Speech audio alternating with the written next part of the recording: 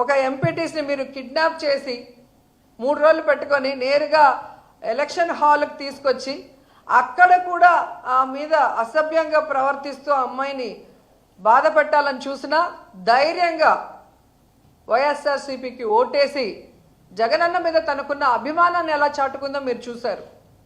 అలాగే మీరు చూస్తే ఎలమంచిలి వైస్ ఎంపీపీ ఎన్నికల్లో ఒక ఎంపీటీసీ వైఎస్ఆర్సీపీకి సంబంధించిన కంబాల సత్యశ్రీ ఎంత ఒత్తిడి చేసినా, ఎంత బ్లాక్మెయిల్ చేసినా, ఆ అమ్మాయి ఎంత పేదరాలైనా ఈరోజు తనకి గుర్తింపు వచ్చింది అంటే జగన్మోహన్ రెడ్డి వల్ల.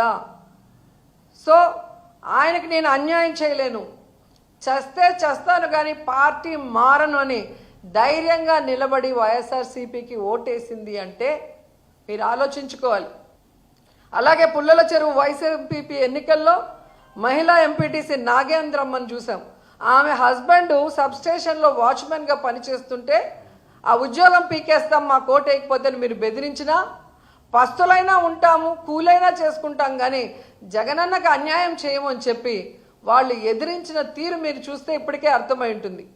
జగనన్న నిజమైన సైనికులు, జగనన్న పార్టీకి, జగనన్న అజెండాకి ఎప్పుడూ కూడా కట్టుబడి ఉంటారు.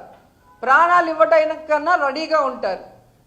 మీ రెడ్ బుక్లకి, బ్లడ్ బుక్లకి భయపడే వాళ్ళు కాదు అన్న విషయం ఇంకనైనా తెలుసుకొని వాళ్ళు దగ్గర పట్టుకొని మీరు ఇచ్చిన వాగ్దానాల్ని నెరవేర్చడం మీద కాన్సన్ట్రేట్ చేయండి.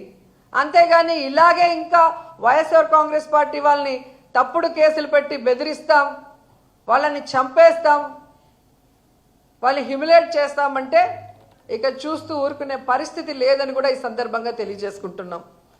ఎందుకంటే మొన్న ఈవీఎంల మేనేజ్మెంట్తో మీరు ఎలాగో సీఎం అయ్యారు, కానీ మిమ్మల్ని ప్రజలు ప్రేమించి అభిమానించి కనుక ఓట్లేసి ఉంటే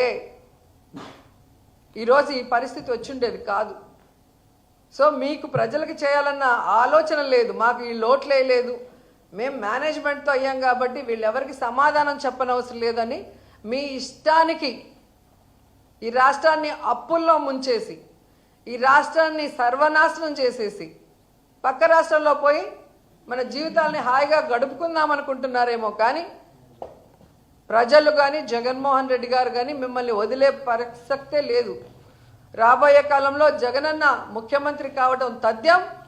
ఈరోజు ప్రజల్ని మోసం చేసిన మీకు, వైఎస్ఆర్ కాంగ్రెస్ పార్టీ నాయకుల్ని, కార్యకర్తల్ని చంపి తప్పుడు కేసులు పెట్టి హెరాస్ చేస్తున్న మీకు ఖచ్చితంగా బుద్ధి చెప్తారు.